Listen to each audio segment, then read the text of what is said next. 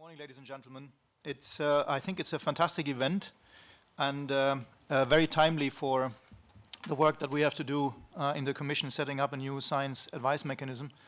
And I was listening the whole morning, and colleagues of mine were here yesterday evening. So I have understood that the word transparency, no, not the word transparency, the word independency or independence is a difficult word. I will have it on my slides as well, and I'll and I hope I will survive the mentioning of it. I am Johannes Klumpers. I am head of unit in DG RTD indeed, and only have been appointed to the scientific advice mechanism work only 2 weeks ago, roughly. And the whole work in the Commission around this is fairly new because the decisions have been taken only very recently. That's why, unfortunately, I will not be able to go in all detail in the questions that you probably have, because the thing is not there yet. The experts are not there yet. The rules are not there yet. So there are principles that are there, but not yet great details.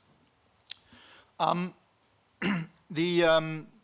commissioner, Moedas, responsible for research and innovation, he also likes to, and I think he's right, to point out that the scientific advice mechanism that we are wanting to put in place will have a role when it comes, a general role when it comes to better regulation. It will provide, hopefully, will contribute, hopefully, to providing better evidence. Better evidence in general is something that I think we are convinced contributes to better regulation. The scientific advice mechanism will likely not have an institutional role like some other scientific committees that already today exist have when it comes to assessment of certain policy proposals, regulations, or things like that. But the scientific advice mechanism might well make suggestions, will maybe provide ideas for future policy activities that might need to come. Next. While we are setting this up, the scientific advice mechanism, we are quite aware, I think, and have become very much aware of it over the last years, that scientific advice is a very tricky business. I mean, you have discussed it now for 2 days, and it is a very tricky business. Here, what you see here as an example is, well, we are on the one side trying to set up something which is, here comes the word, which is independent, which is objective, which is interdisciplinary, and which is transparent. And having these objectives does not necessarily mean that you will reach your goals. What is here on the photograph is actually a letter that was sent around 2 weeks ago in the US by I think it was the governor of California, Jerry Brown. He sent that to the Republican presidential candidate, Ben Carson. Ben Carson is a famous neurosurgeon, actually, retired now. He was, according to Wikipedia, that's my source, he was the first one who ever separated Siamese twins when he was still a professional. So he is a scientist. He has many peer-reviewed scientific articles. And he was talking about his view on global climate change. And he was saying that there is no overwhelming science that the things that are going on are man-caused rather than naturally caused. And to this, the governor of California reacted and wrote to him and sent him the IPCC report and saying, here it is. And now, of course, you will have guessed it, the governor of California is a Democrat. So it is not only about scientific evidence here, but it is also about politics, very clearly. And another element is maybe very interesting in this is that, that Ben Carson, although he is a great scientist, clearly has been a fantastic surgeon, that he, for example, doesn't believe in evolution. That is also what he's saying. I simply don't have enough faith, he says, to believe that something as complex as our ability to rationalize, think, and plan, and have a moral sense of what's right and what's wrong just appeared like that by evolution. So no, he doesn't buy this concept of evolution. So we have a top scientist there in one field, but which clearly rejects scientific evidence, which at least most people in the world would consider scientific evidence in other fields. So that also illustrates how difficult sometimes scientific evidence is. I could have brought up other letters here, ones that the organizers of this event have sent to the Commission, asking that the chief science advisor should not be maintained, or other letters by industry or by research organizations saying that no, exactly the contrary is true. The chief science advisor is totally important. that is another picture in the whole debate on science advice. Now, based on this experience from the last years, and the decision by Commission President Juncker to discontinue the function of Chief Science Advisor, at the same time, Commission President Juncker asked Commissioner Moedas to reflect, to think about a new mechanism, a new element that could improve and replace the Chief Science Advisor function. And so we have looked at a variety of approaches that exist in Europe and globally. And as you all know, in several countries throughout the world, there are Chief Science Advisors. They have, in certain countries, a very, very high reputation, very well-recognized function. In many other countries, there are no Chief Science Advisors. There are other systems in place. There are advice through academies, through different panels, through committees, and so on.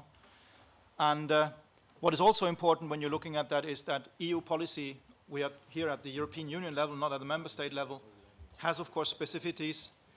We are having different national perspectives, at least 28, if not more, to look at, and the principles of proportionality and subsidiarity also apply, and meaning that we also have to be aware as much as possible what is going on in terms of science advice in any of the 28 member states at least, and probably even beyond.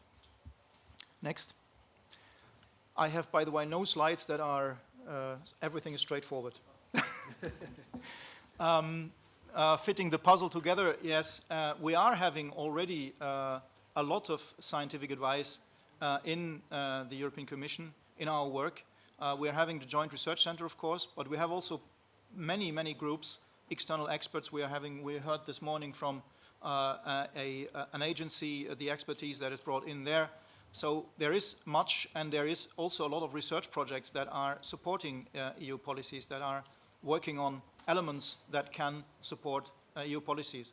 But what we believe is lacking is a mechanism that is, here comes the word again, independent, timely, high-level scientific advice, and that would also provide advice that are totally across the policy areas today.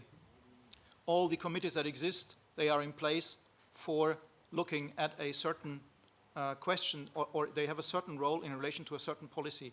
There is very little in place that would look at issues that are across all borders. So proposal is we would try to strengthen the existing arrangements and then add new features. We would then set up the scientific advice mechanism, which has two major elements, or three major elements maybe even. It is first of all a high-level group of scientists, and to improve interaction with scientific community, as it says here, ensure independence, integrity, and transparency.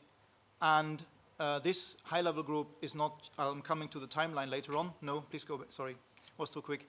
And the second thing is that we will establish a structured relationship with other advisory bodies, both within the European Union activity, but also within the member states.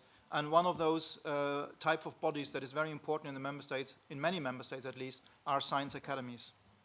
Next. This is a rough scheme of how we today believe it is intended to work. We would have as the main interface for the high-level group with the Commission, we would have Commissioner Moedas. The high-level group would be supported by an operational cell, by an operational unit within the Commission, which has not been established yet, which is in the process of being established. And that unit would also support the high-level group by establishing and making all the necessary groundwork towards the national academies, towards other organizations, towards other committees, for example, and also towards other Commission services on the more service level. Next, please. As regards the timeline, now this is a slide which I not use again, it's very difficult to see.